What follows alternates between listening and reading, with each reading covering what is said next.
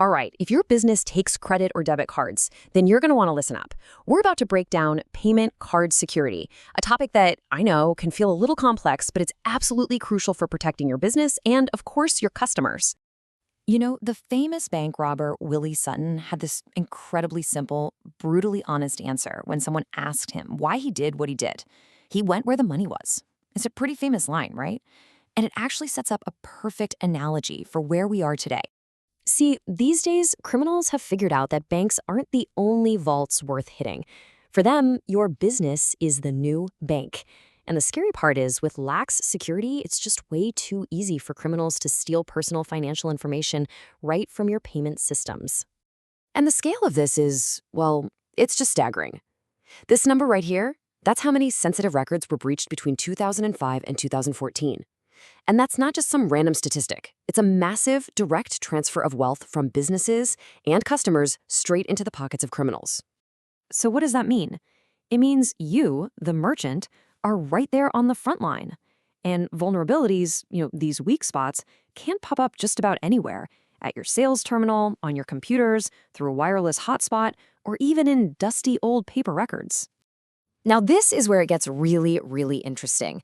A survey showed just how many businesses are basically leaving the front door wide open for thieves. Get this, a whopping 81% store payment card numbers. 73% are holding on to expiration dates. And, this is the big one, 71% store those little 3-digit verification codes.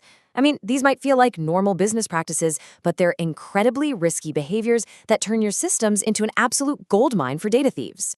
So how in the world do you protect yourself? How do you go from being an easy target to being a fortress? Well, that's where something called the PCI DSS comes in. You can just think of it as your security shield.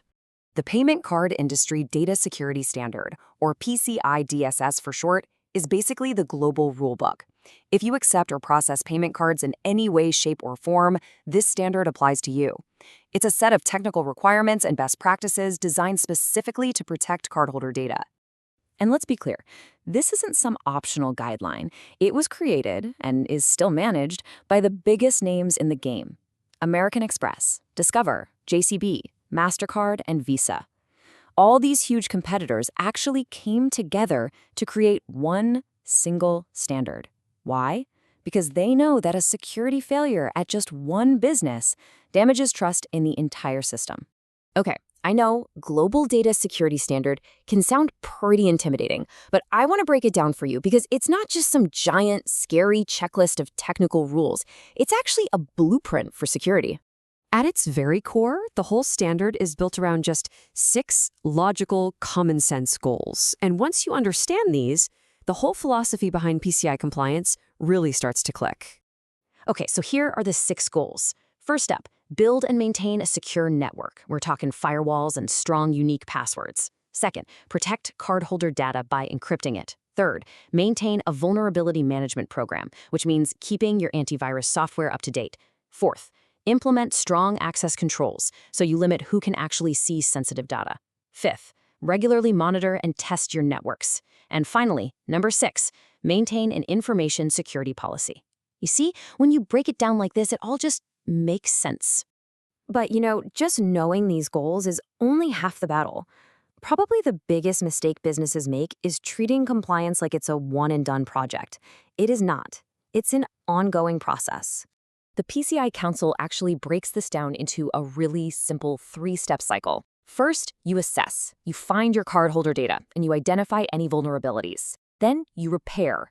You fix those vulnerabilities, and you securely get rid of any data you don't absolutely need. And finally, you report. You document everything and submit the compliance reports. And then, you do it all over again. Assess, repair, report.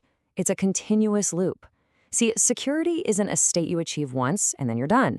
It's a process you have to constantly maintain to protect your business and your customers from threats that are always changing.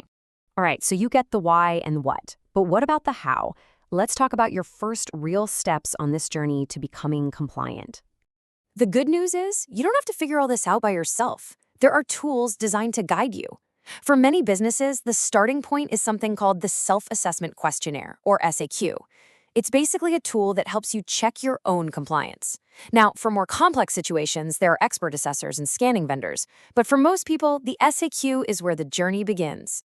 So we'll leave you with this one question to think about. When you really look at your own business, do you see security as just a box you have to check once a year? Or do you see it as a continuous process, something that's a fundamental part of how you operate? Because in today's world, that distinction makes all the difference between being a target and being a fortress.